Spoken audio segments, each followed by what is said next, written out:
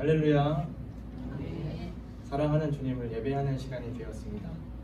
오프라인과 온라인으로 함께 하시는 모든 성도님들 주님의 이름으로 환영합니다. 이 시간 함께 찬양하면서 하나님 앞에 나아가길 소망합니다. 함께 찬양하실 때 우리에게 주어진 복음과 예수 그리스도의 승리를 선포하며 찬양하겠습니다. 할렐루야. 네.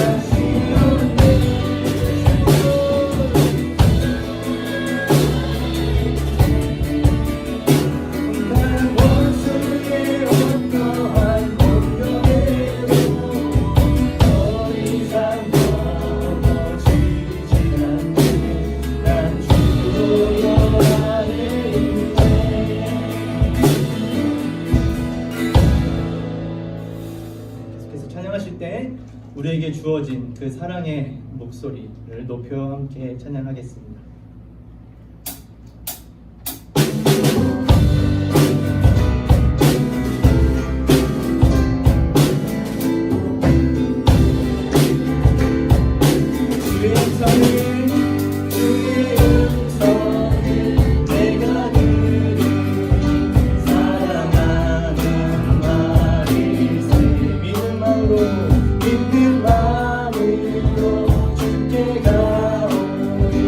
나를 영접하소서.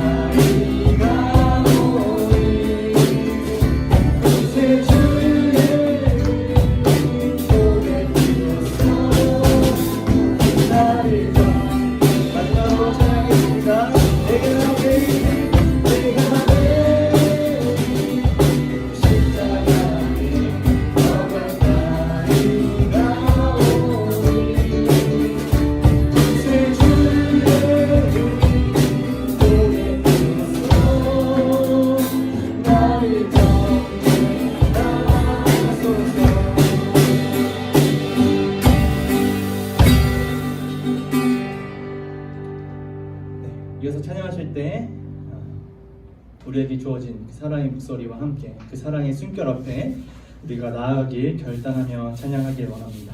우리 너 예수께 조용히 나가 함께 찬양하시겠습니다.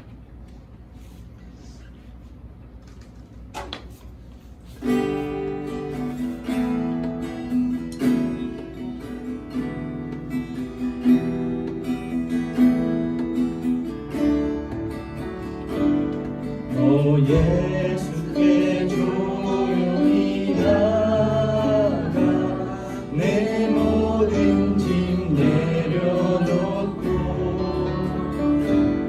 주 십자가 사랑을 믿어 죄 사함을 너 받으라. 주 예수께 조용히 나가 내 마음을 쏟아놓아 늘 은밀히 보시는 주님 그 은혜를 베푸시니 주 예수의 은혜를 내 슬픔이 없어지니 내 이웃을 사랑하여 너 받은 것 거저주라. 주 예수께 조용히 나가 내 마음을 쏟아놓아 늘 은밀히 보시는 주님 그 은혜를 베푸시니 주 예수를 집으로 삼아 늘 내 옆에 모시어라. 그 영원한 생명의 샘을 내 마음으로 죽이어라. 주 예수께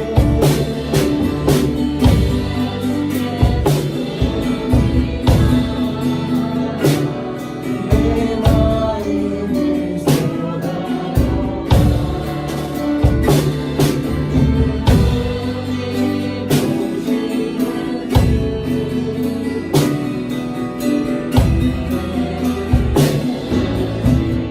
너 주님과 사귀어 살며 새 생명이 넘치리라. 주 예수를 찾는 이 앞에 참 밝은 빛 주 예수께 조용히 나가 내 마음을 쏟아놓아 늘 은밀히 보시는 주님 그 은혜를 마지막으로 찬양하겠습니다. 너 예수께 조용히 나가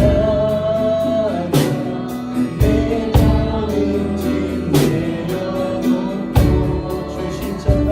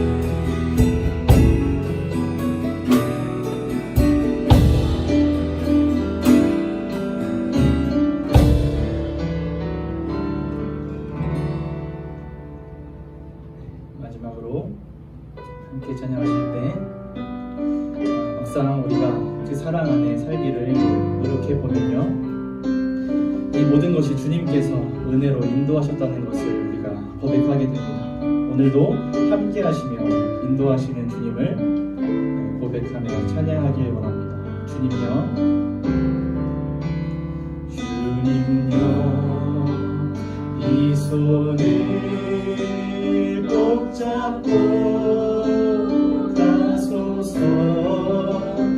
약하고 피곤한 이 몸을 폭풍우 흑암속 해치사 빛으로 손잡고 날 인도하소서.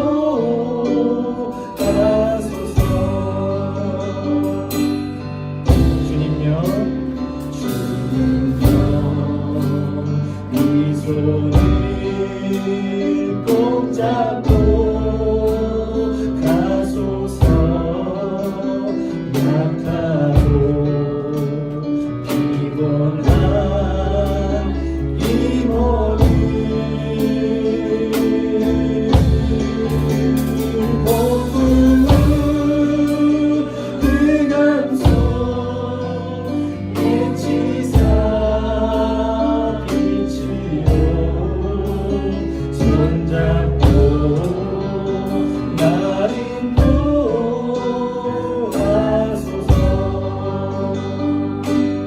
인생이 힘들고 고난이 겹칠 때 주님여 날 도와주소서.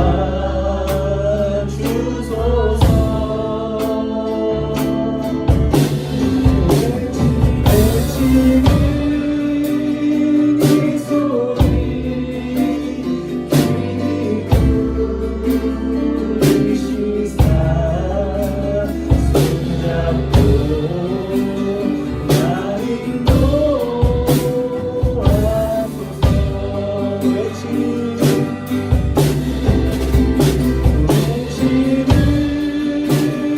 이 소리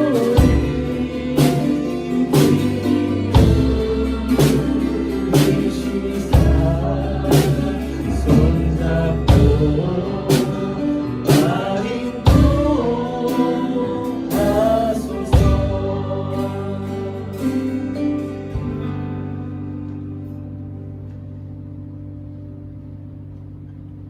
네, 기도하시겠습니다.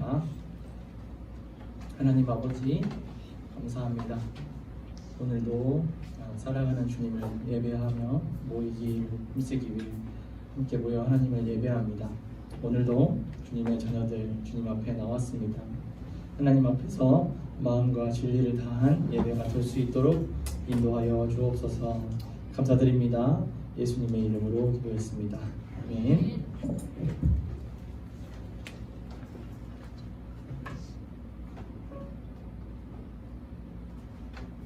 사교식 용어로 신앙을 고백합니다.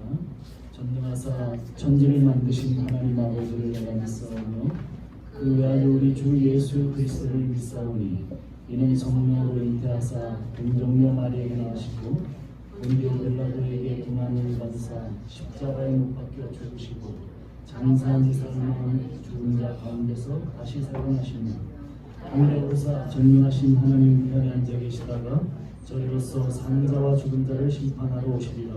성령을 믿사오며 거룩한 공예와 성도가 서로 통하는 것과 죄를 사하여 주시는 것과 몸이 다시 사는 것과 영원히 사는 것을 믿사오나이다. 아멘. 네, 이 문제 기도하겠습니다.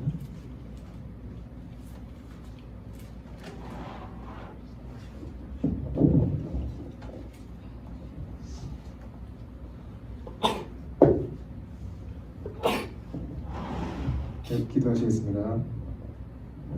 살아계신 주님, 오늘도 주님의 날에 우리를 부르시고 발걸음을 인도하셔서 주님의 전에 나오게 하심에 감사합니다. 네. 세상이 정해놓은 굴레 속에서 살아가는 우리가 주님을 만나러 이 자리에 나왔음을 고백합니다.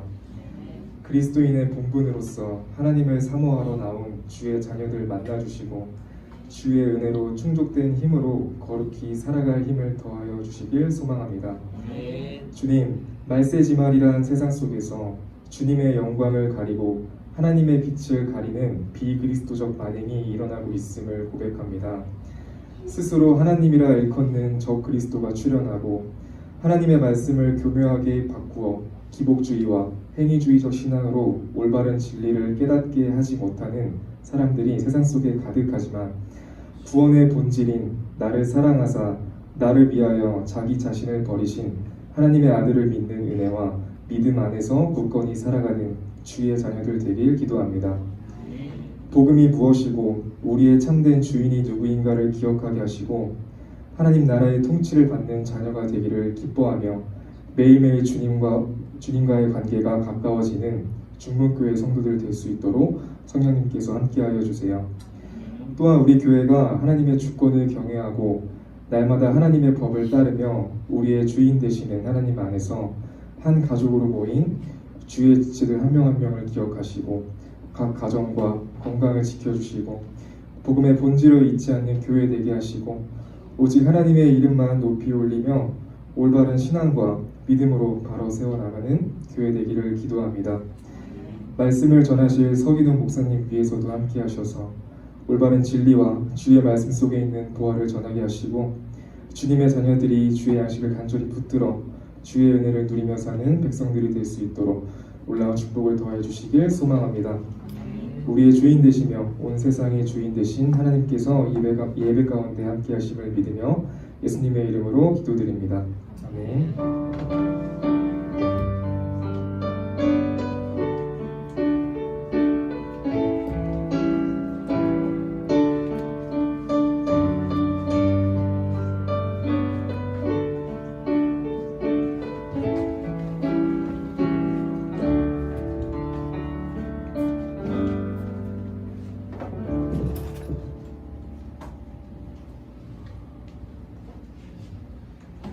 감사합니다.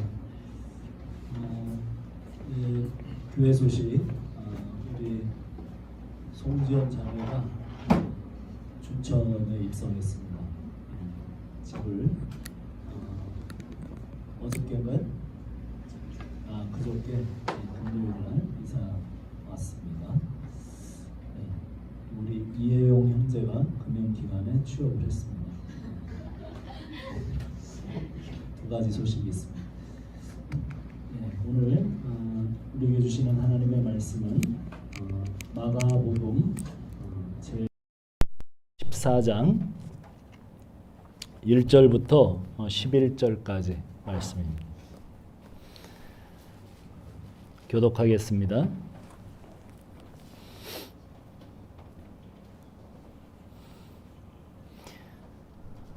(14장 1절) 이틀이 지나면 유월절과 무교절이라 대제사장들과 서기관들이 예수를 흉계로 잡아 죽일 방도를 구하며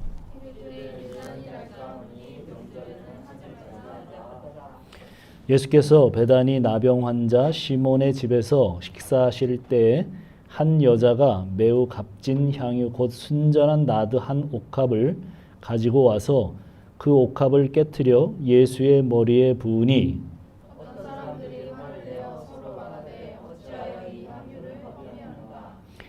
이 향유를 300데나리온 이상에 팔아 가난한 자들에게 줄 수 있었겠도다 하며 그 여자를 책망하는지라. 예수께서 이르시되 가만두라 너희가 어찌하여 그를 괴롭게하느냐 그가 내게 좋은 일을 하였느니라. 가난한 자들은 항상 너희와 함께 있으니 아무 때라도 원하는 대로 도울 수 있거니 함께 있지 아니하리라.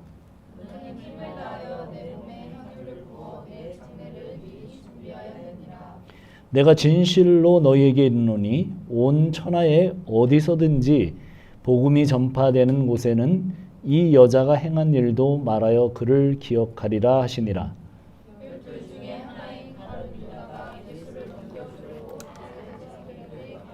다 같이. 그들이 듣고 기뻐하여 돈을 주기로 약속하니 유다가 예수를 어떻게 넘겨줄까 하고 그 기회를 찾더라. 아멘. 네, 잠깐 기도합시다. 하나님 아버지 감사합니다. 오늘도 주의 말씀을 듣겠습니다.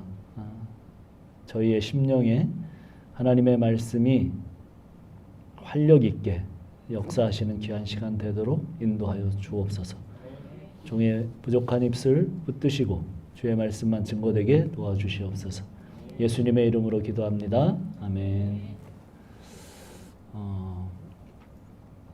자, 오늘 말씀은 마태복음 26장 1절부터 이야기와 병행 구절입니다. 한번 마태복음 26장으로 한번 가볼까요?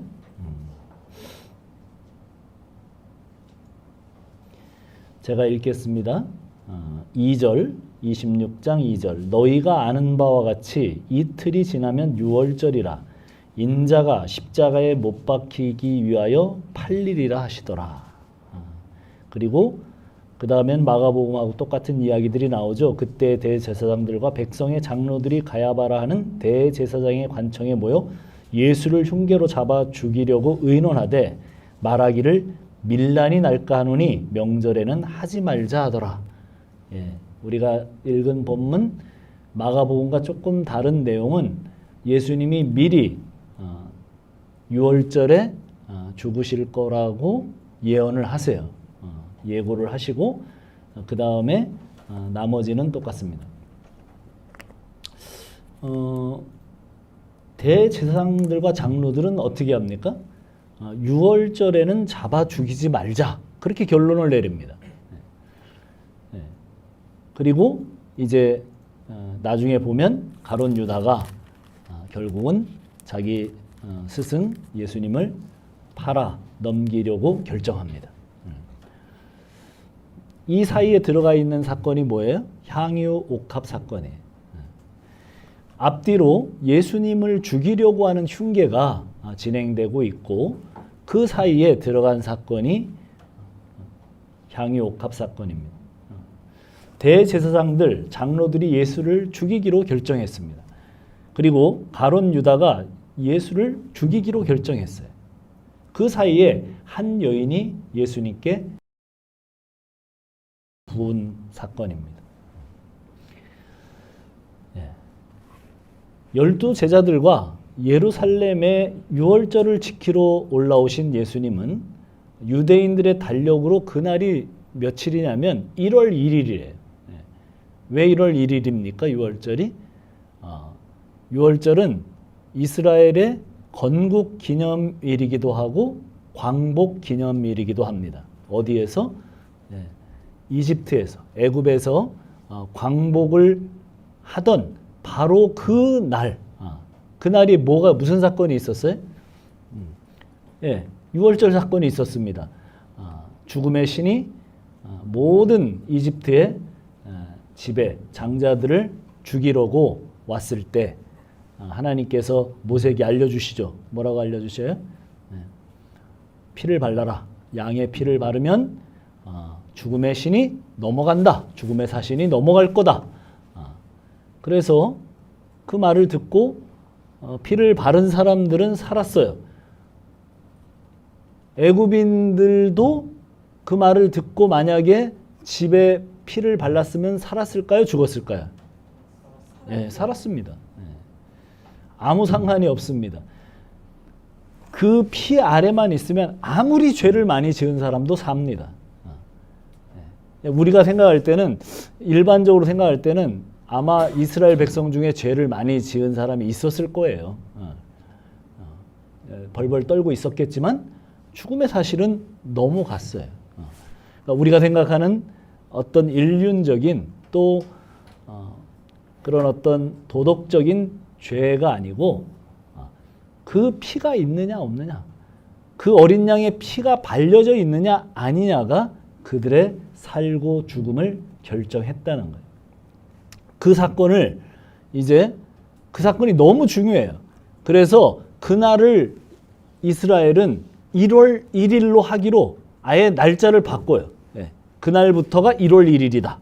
그래서 그들의 달력은 1월 1일이 6월절입니다. 거기서부터 이제 시작을 하는 거예요. 그래서 이스라엘 최고의 명절이고 6월절이 되면 모든 일들을 정리하고 예루살렘으로 떠나요. 그 예루살렘 근방에 있는 유대나 이스라엘도 마찬가지지만 디아스포라가 많았잖아요. 멀리는 로마, 또 저쪽으로는 페르시아까지 흩어져서 살았습니다. 유대인들이 그때도 그랬어요. 근데 그렇게 멀리 떨어져 있던 사람들도 이 6월절을 지키려고 올라왔어요.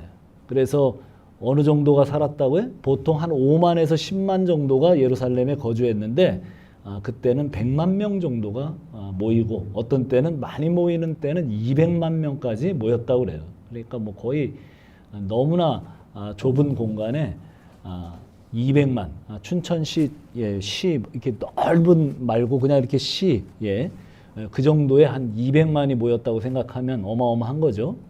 그렇게 그런데 이 6월절에 예수님이 십자가에 달려 죽는다고 말씀을 하세요. 그런데 왜 6월절에 십자가에 달려 죽으시는가? 제사장들은 예수님을 어떻게 해요? 6월절에는 죽이지 말자 그래요. 왜? 밀란이 일어날까 봐.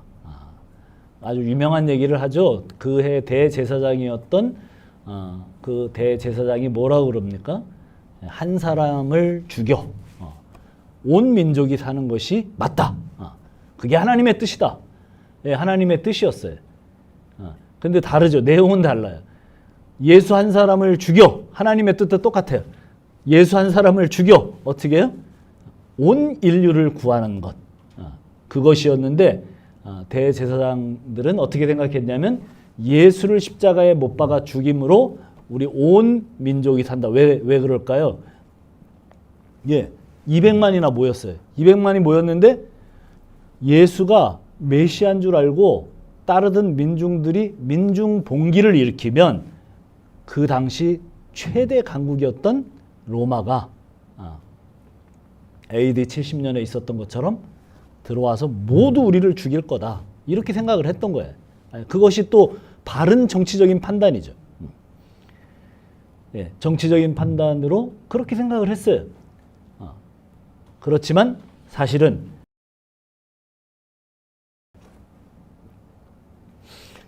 430년 전에 이스라엘 지도자 모세를 선택하셔서 이스라엘을 구원해내시는데 결정적인 사건이 죽음이었습니다. 죽음이란 재앙이 몰려올 때 이 죽음을 피할 수 있는 방법을 알려주시는데 그 방법이 뭐냐면 어린 양을 죽여서 그 피를 집에 바르는 거예요. 어린 양을 잡아서 그 피를 집에 바른 사람은 그 사람이 애굽 사람이든 이스라엘 사람이든 죽음이 넘어가고 그게 6월이죠. 6월하고 피를 바르지 않는 집은 이스라엘이라고 하더라도 죽음의 재앙이 임하는 겁니다. 그것을 이길 수 있는 방법이 뭐냐? 어린 양을 잡는 방법밖에는 없어요. 그러면 죽음이 넘어가요. 넘어갈 유, 넘어갈 월, 6월. 그래서 죽음이 넘어가요. 그래서 6월절이에요. 그래서 이스라엘이 세워진 날이 되고 독립한 날이 됩니다. 이스라엘 나라는 6월절로 만들어진 나라예요. 그 어린 양의 피로 구원을 받은 나라고 이스라엘은 어린 양의 피 안에서 만들어지고 완성되었습니다. 자, 이 정도면 이제 우리가 신약과 연결하면 이게 뭐에 대한 그림자인지 이해가 되죠. 구약 자체로는 사실은 의미가 없어요. 그것이 신약에 와서 그 그림자가 실체가 되는 것이 아주 중요한 성경 해석이죠. 뭐에 대한 그림자예요? 십자가에 죽으신 예수, 그의 흘리신 보배로운 피 아래 있을 때 하나님의 백성이 되어지고 하나님의 나라가 완성되어지는 그 그림자예요. 6월절이 모세 시대에 세워졌지만 성경 전체에 6월절이 사실은 흐르고 있어요. 모세 시대에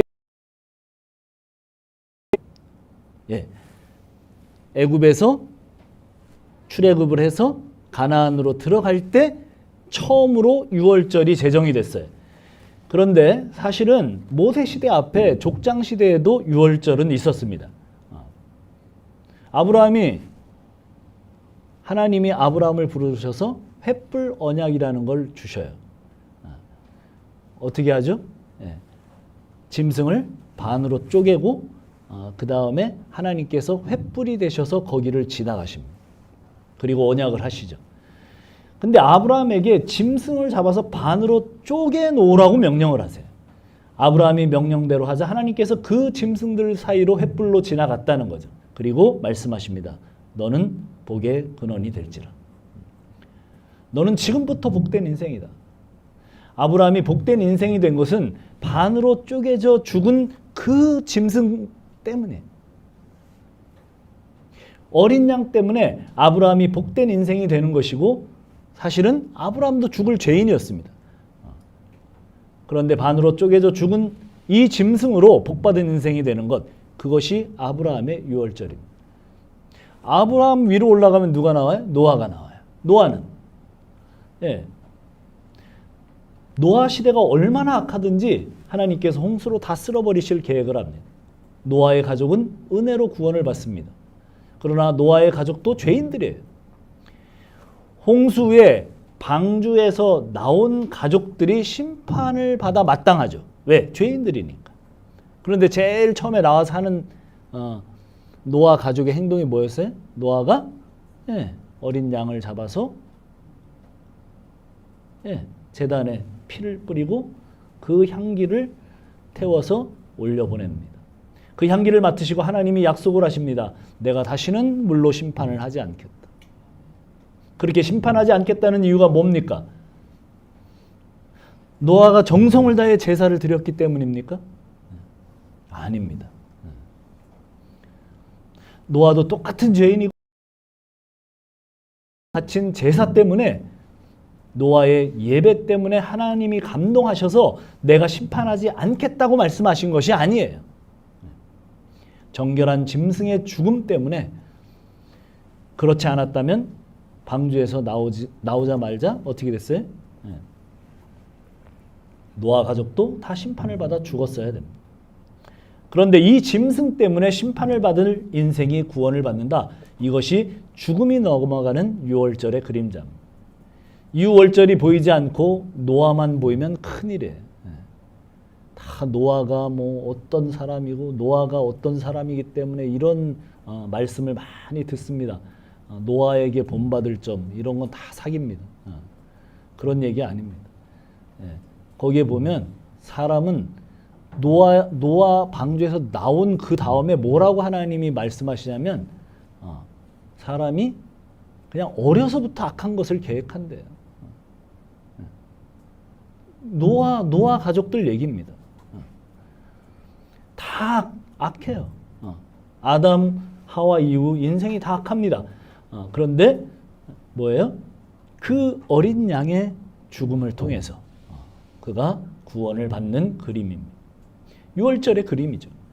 이 유월절의 그림은 사실은 아담과 하와까지 올라갑니다. 먹지 말라 한 선악과를 먹었습니다. 그러면 죽어야 되잖아요. 그런데 죽지 않습니다. 아담과 하와가 무화과 나무 잎을 이렇게 해입고 하나님 피해서 막 그러다가 하나님께서 부르셔서 하나님 뭐 해입히셔요? 가죽옷을 해입힌. 가죽옷을 해입혔다는 것은 어떤 짐승이 죽었다는 거예요. 그 가죽이 벗겨지고 그 가죽으로 옷을 해입습니다. 그렇게 아담과 하와가 죽어야 할 것이 넘어갑니다.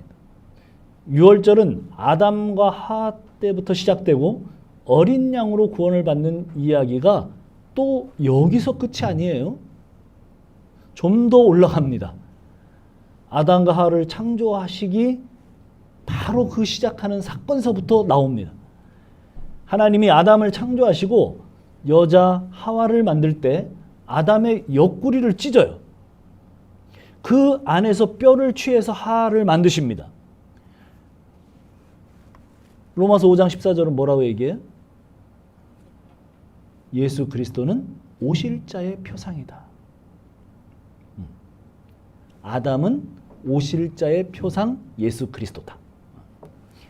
예수의 옆구리에 살을 찢어서 그 살과 피로 교회인 신부, 성도들을 만들어내겠다. 그러니까 사람은 죄를 짓기도 전에 하나님은 예수의 죽음으로 천지를 구원하시겠다고 작정하신 겁니다. 하나님이 작정하셨다는 얘기가 신약에는 수도 없이 나옵니다. 하나만 찾아볼까요? 에베소서 1장 4절.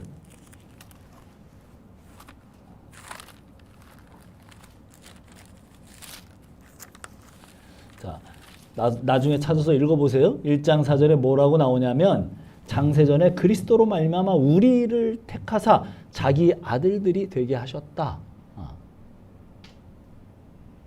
언제요? 창세전이 언제입니까? 창세전이 세상이 창조되기 전에 아들을 통해서 어떻게? 아들을 죽여서. 그 얘기가 실제로 계시록에 기록이 됩니다. 하나님의 어린 양은 창세전에 이미 죽임을 당했대. 아주 오래전에 이미 죽임당한 어린 양. 그 어린 양을 따르는 흰옷 입은 무리들에 대한 이야기. 그게 계시록 얘기예요.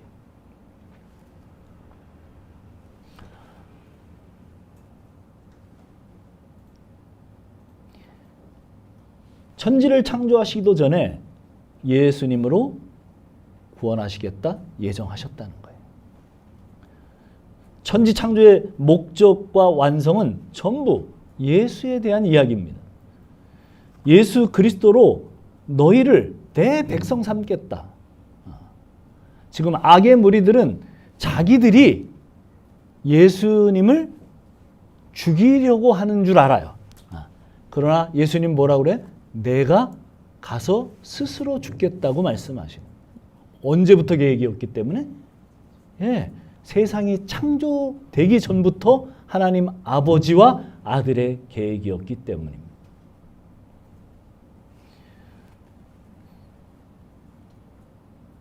따라서 천지 창조 전부터 유월절이 시작되었고 예수님은 유월절 어린 양이 되셔서 유월절에 죽으셔야 합니다. 이스라엘은 유월절이 있어야 하나님의 백성이 됩니다. 이것이 그림자라고 그랬죠? 유월절의 실체이신 예수 아래 있을 때 이방인들도 유대인들도 누구든지 하나님의 백성이 됩니다. 그래서 구약 마지막 선지자가 예수를 볼 때 터져나온 소리가 뭐예요? 구약의 마지막 선지자가 누굽니까? 말라기가 아닙니다. 누구예요? 세례 요한이에요. 세례 요한이 그 예수를 마지막으로 마지막 선지자의 눈으로 마지막 선지자들이 쭉 얘기했던 그 마지막 함성이 뭐예요? 보라, 세상 죄를 지고 가는 하나님의 어린 양이로다. 하나님의 어린 양은 유월절에 죽어야 합니다. 예수는 유월절에 죽기 위해 이 땅에 오신 하나님의 어린 양이에요. 예수님이 이 땅에 오신 목적은 유월절에 죽기 위해 이 땅에 오셨습니다. 그런데 백성과 장로들은, 제사장들은 이 사실을 몰라요. 그저 예수를 죽여야 되겠다 이렇게 생각합니다.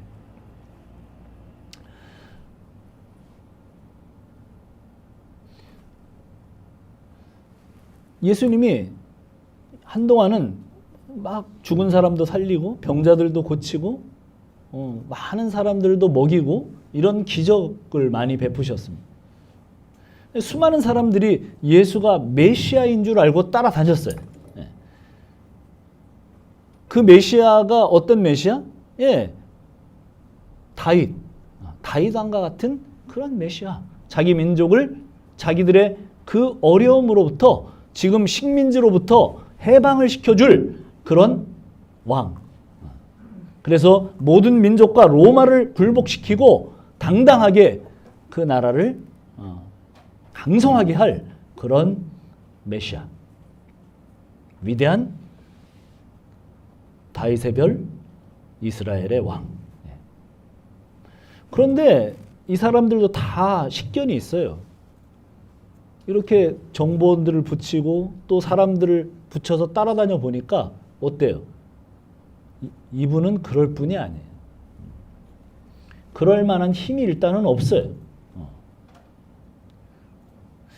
만약에 예수님이 로마와 한판 붙을 만한 그런 재력이나 군사력을 갖고 있었다면 아마 이 사람들이 환영하고 예수님 쪽으로 붙었을 거예요.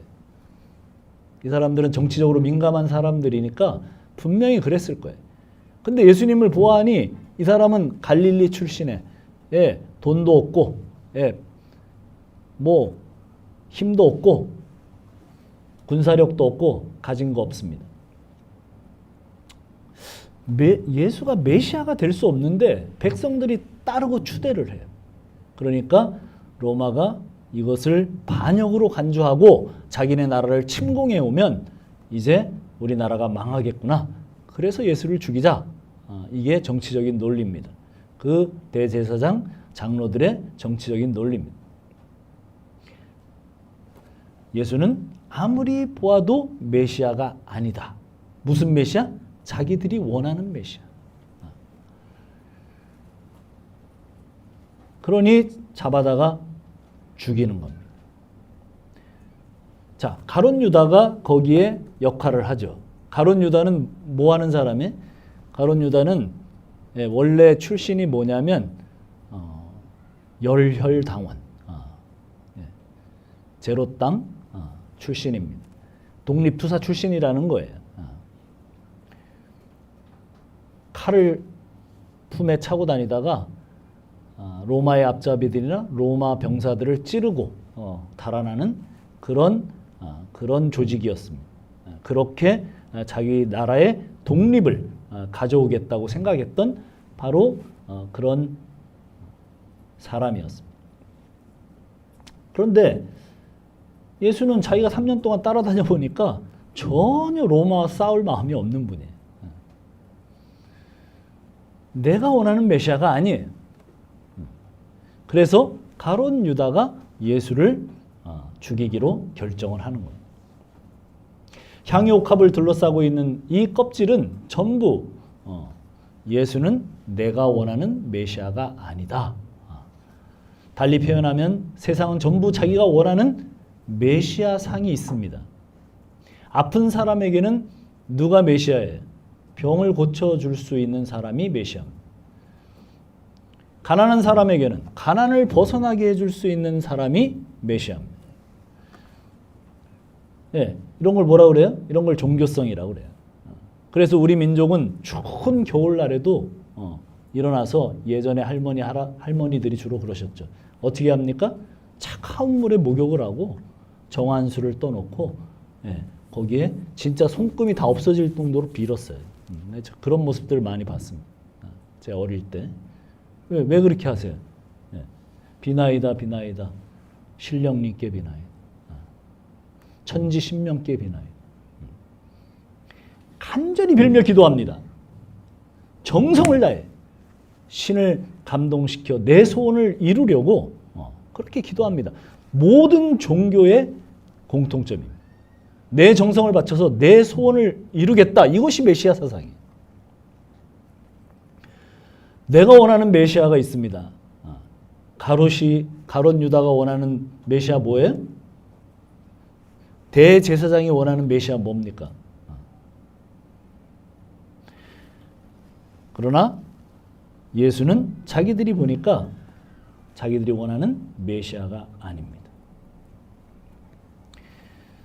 거기에 우리가 읽은 본문에 의하면 아주 분노하죠. 그 여자가 향유옥합 그 비싼 거를 한 5천만 원 정도씩가 그거를 그냥 한 방에 부어버리니까 이게 한 방울씩 조금 쓰는 건데 그냥 병채로 팍 부어버리니까 아니 그거를 가난한 사람들에게 나눠주면 얼마나 좋겠냐 이러면서 분노합니다.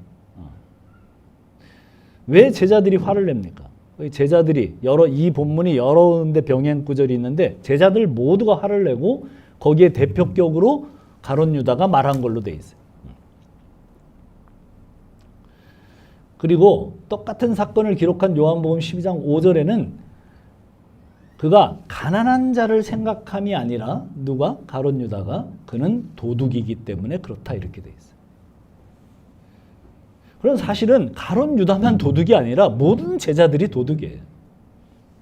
왜? 자기가 원하는 메시아가 있어요.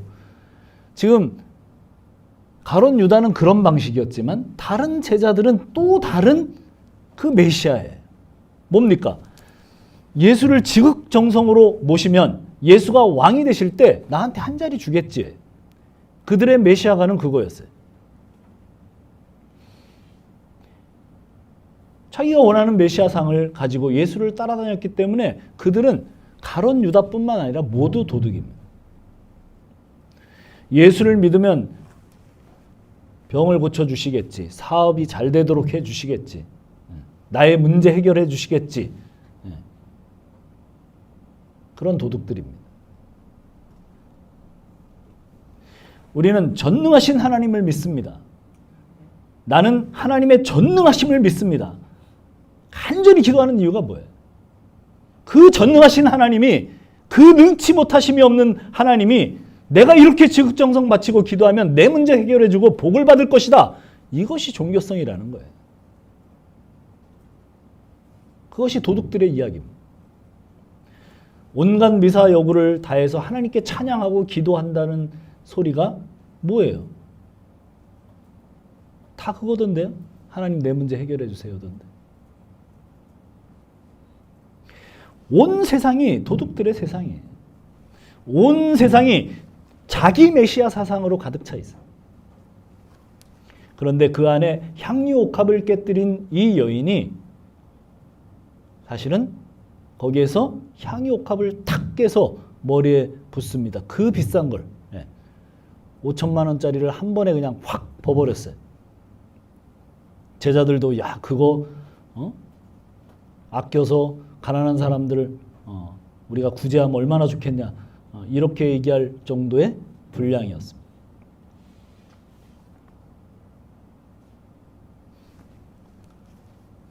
그래서 우리는 그런 설교를 많이 들었어요. 나의 가장 귀한 것 향유 옥합 깨서 하나님 앞에 드립니다. 근데 그런 말이 아닙니다. 성경에는 하나님께서 1000만 마리의 순양 10억 마리를 잡아들이면 기뻐하실까? 천천의 수양과 천 곱하기 천 그 얘기예요. 만만에 만 곱하기 만. 그렇게 많은 양의 그 귀한 것, 그 당시에 가장 귀한 게 소양 아닙니까? 그거를 잡아들이면 기뻐하실까? 아니라는 거예요. 하나님 원하시지 않는다는 거예요. 왜 원하시지 않습니까? 이런 거예요. 어떤 목사님이 예를 들었던 게 기억이 나는데 이런 거예요. 개미가 인간의 은혜를 알았어요. 이렇게 뭐 그럴 리는 없겠지만 어쨌든 인간의 은혜를 어떻게 알았냐? 물이 막 이렇게 내려오는데 이렇게 뚝으로 막아주고 사람은 쉽게 할 수 있잖아요. 이렇게 건져갖고 이렇게 옆으로 놔줬단 말이에요. 그걸 감지를 했어요. 개미가 신묘막측하게. 그래서 와 이분을 진짜 이제 섬겨야 되겠다. 이분이 나의 주인이다. 이래갖고 개미들이 인간을 섬기기 시작했어요. 그래서 자기들은 정말 귀한 것 드립니다. 뭐 드리겠어요? 모르나? 개미가 뭐 먹는지? 뭐 드리겠어요? 죽은 곤충, 썩은 거, 그런 거 갖다 드리는 거예요. 우리가 한다는 게 그런 거예요. 그런 걸 하면서 막 어깨를 피고 막 내가 뭐를 했네 막 죄인이 할 수 있는 거는 그런 거예요. 우리는 뭐를 하면 할수록 어떻게 돼요? 죄가 되는 그런 존재들이에요.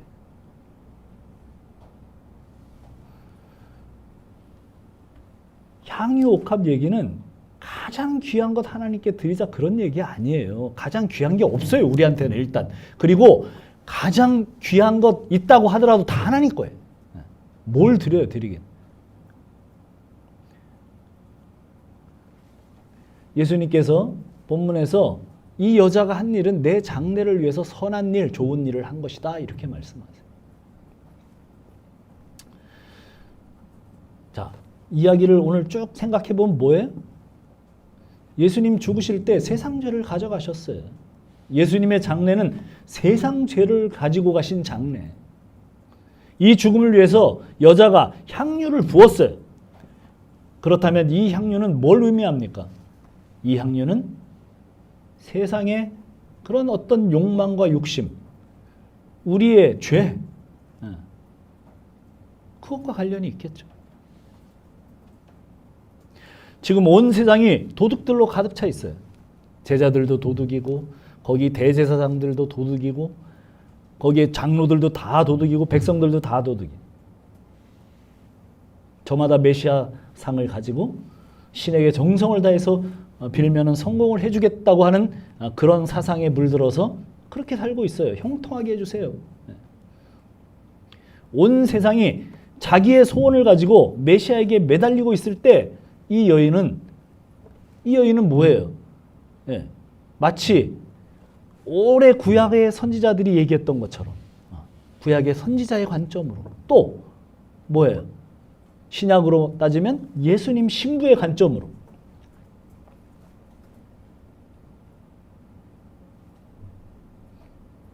향유옥합을 깨뜨렸다는 거예요.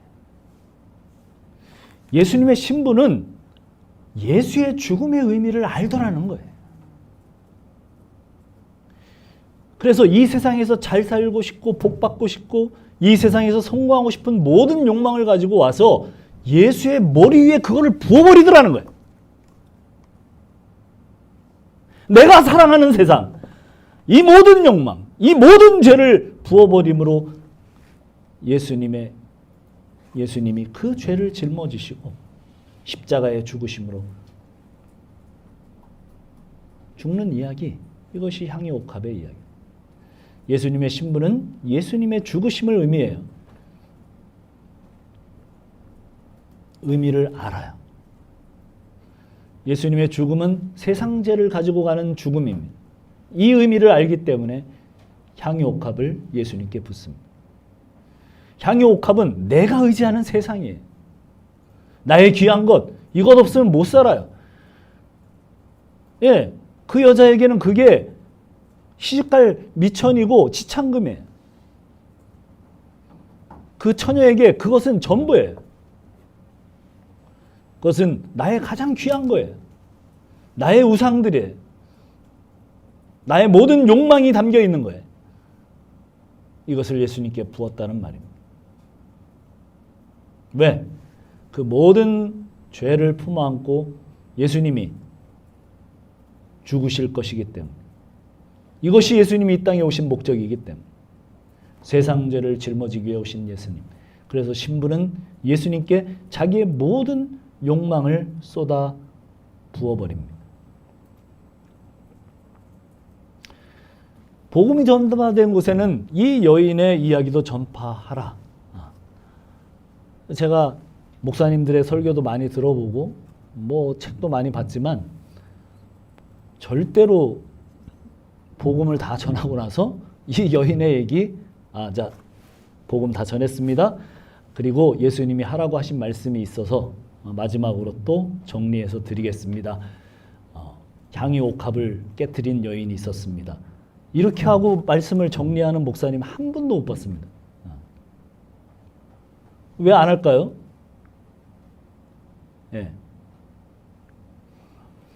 여러분 보셨습니까? 그런 목사님 혹시 계셨어요?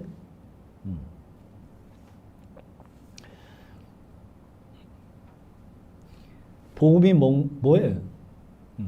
그렇죠. 예수님이 구원이다. 예수님이 생명이다. 이 여자가 행한 게 뭡니까? 예수께 향유옥합을 부었습니다. 향유옥합.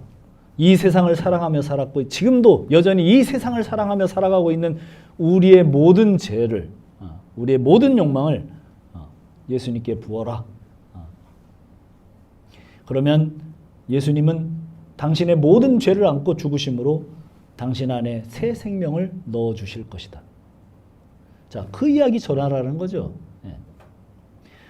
예수 믿으면 당신의 가장 중요한 재산 목록 1호 내놓으시오 이런 얘기 아닙니다. 이거 향유옥합 그거 엄청 씁니다.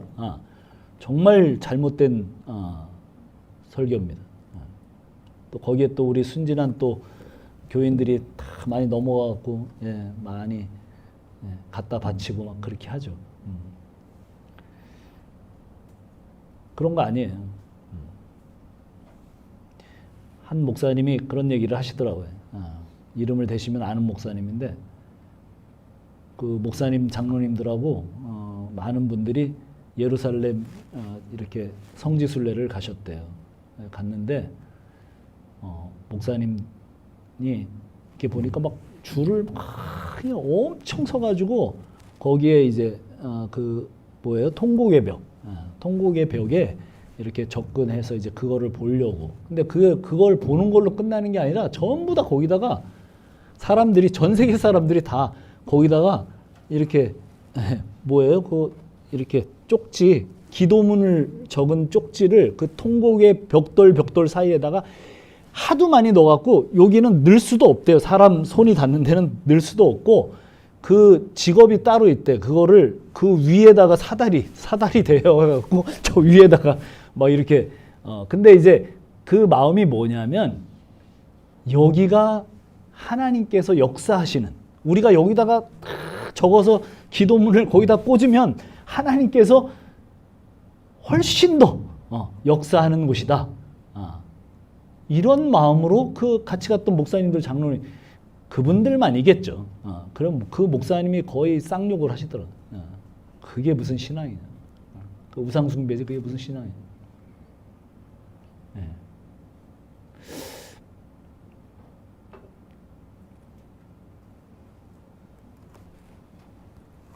예수님의 제자들이 복음을 증거할 때 이 여인의 향유옥합 이야기를 안 해요. 제일 먼저 예수님으로부터 이 얘기를 몇 달 전에 들었던 베드로가 첫 설교에서 뭐라고 그럽니까? 사도행전 2장 한번 36절부터 38절 잠깐만 읽어볼까요? 이게 첫 설교예요. 예수님의 이 이야기를 얼마 전에 들었던 사람이 한 설교입니다. 복음을 전파한 다음에 복음을 전파했어요. 베드로 설교는 그냥 복음입니다. 그리고 나서 사도행전 한번 가봅시다. 사도행전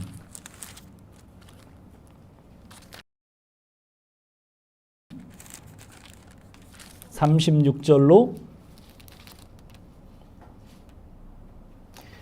자 38절까지 우리 한번 읽어봅시다. 통독합시다. 시작. 그런즉 이스라엘 온 집은 확실히 알지니 너희가 십자가에 못 박은 이 예수를 하나님이 주와 그리스도가 되게 하셨느니라 하니라. 그들이 이 말을 듣고 마음에 찔려 베드로와 다른 사도들에게 물어 이르되 형제들아 우리가 어찌할꼬 하거늘 베드로가 이르되 너희가 회개하여 각각 예수의 그리스도의 이름으로 세례를 받고 제사함을 받으라. 그리하면 성령을 선물로 받으리니. 무슨 얘기했어요? 보세요. 완전히 36절까지 그야말로 복음을 딱 전했어요. 그리고 나서 어찌할꼬 하니까 회개하라고 그래요.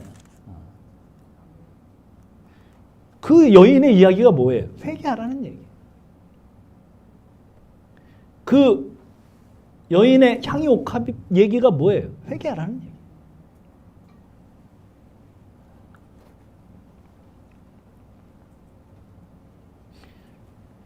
너의 향유옥합 내놔라 이런 얘기 아닙니다. 그런 얘기는 성경에 없습니다. 베드로전서 1장 18절에도 그런 얘기가 나옵니다. 당신의 죄사함은 은과 금 지극히 값진 향유옥합으로 그것을 드림으로 받는 것이 아니랍니다.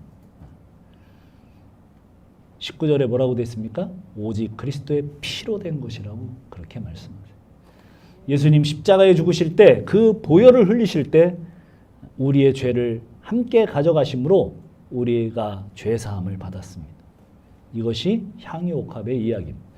그래서 제자들이 복음과 함께 증거하는 말이 뭐예요? 회개하라는 거예요. 회개란 무엇이에요? 회개란 나의 모든 죄를 쏟아 부으라는 말이에요. 이것이 향유옥합의 이야기입니다.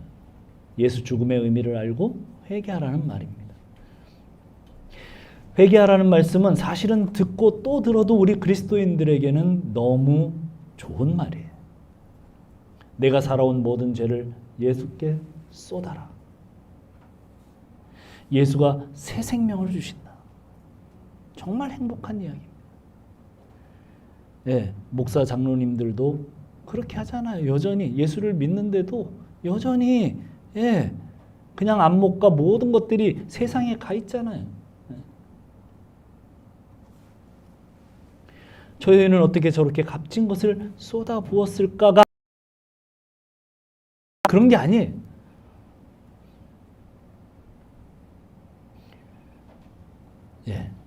우리가 다 도둑이잖아요. 도둑들이 앉아 있으니까 회개하라고 그러는 거예요. 우리의 시선이 또 헷갈리고 있으니까 회개하라고 그러는 거예요.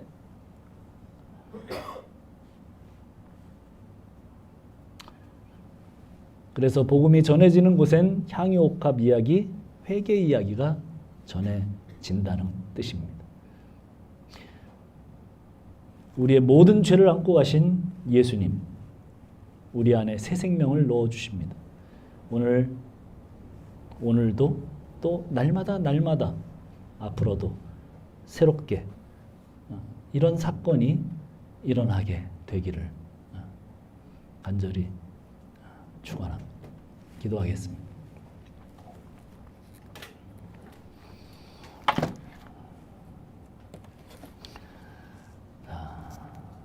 우리 찬양 한 곡 하고 기도하고 마치겠습니다.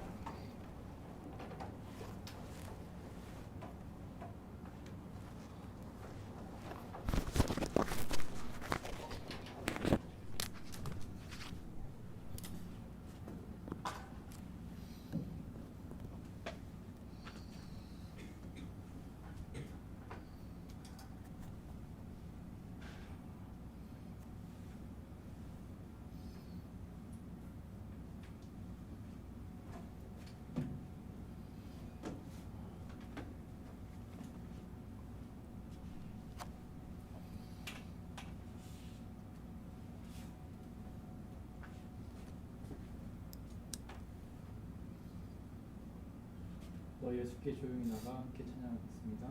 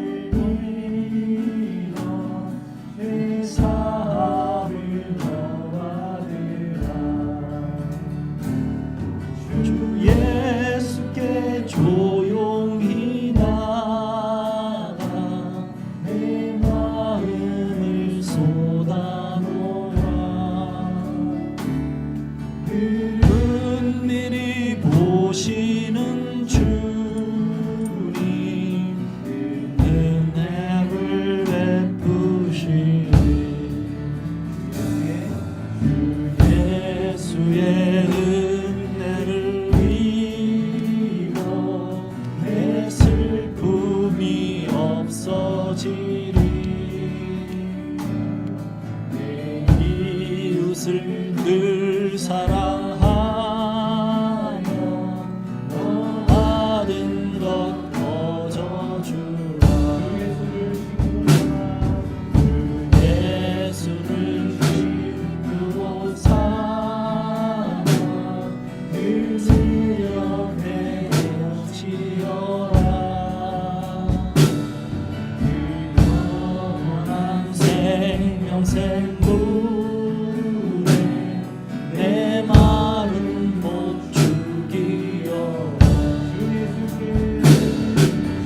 예수께 조용히 나가 내 마음을 쏟아놓아.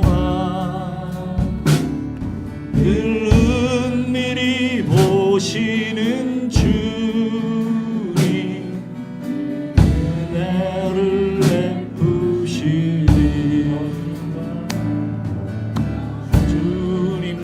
사귀어 살면 새 생명이 넘치리라.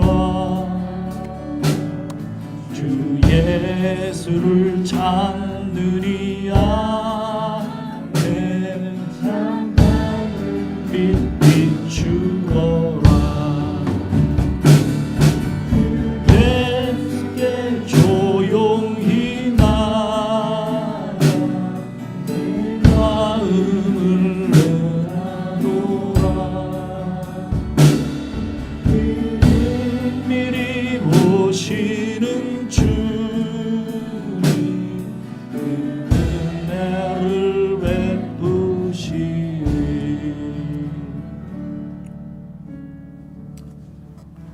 기도하겠습니다. 하나님 아버지 감사합니다.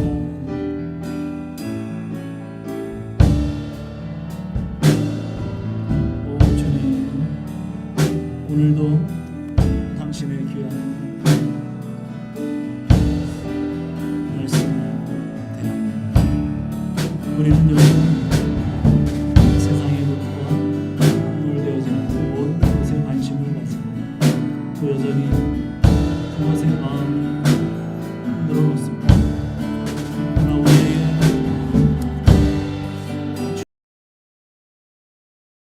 주님만 사랑하고 그것이 무엇인지 더 알기를 소망하는 자들이 서는 자들이 되기를 소망합니다. 하나님 인도하여 주시옵소서. 오 하나님 역사하여 주시옵소서. 네 주여,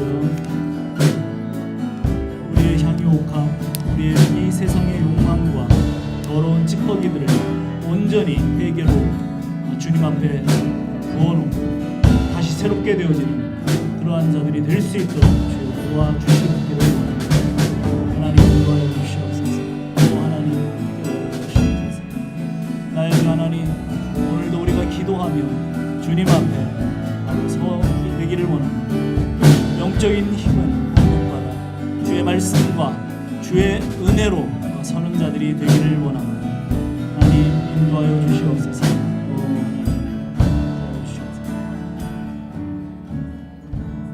하나님 아버지 감사합니다.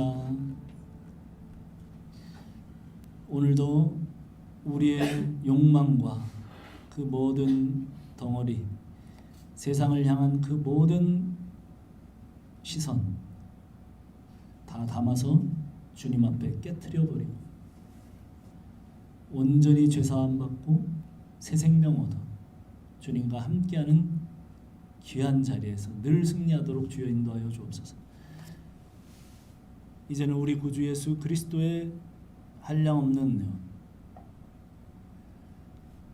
하나님의 그 크신 사랑과 성령님의 감화 감동 교제 인도하심이 향유 옥합을 깨뜨리며 주님께로 나아가기를 소망하는 우리 중문교 머리 위에 영원토록 함께 하실지어다. 아멘.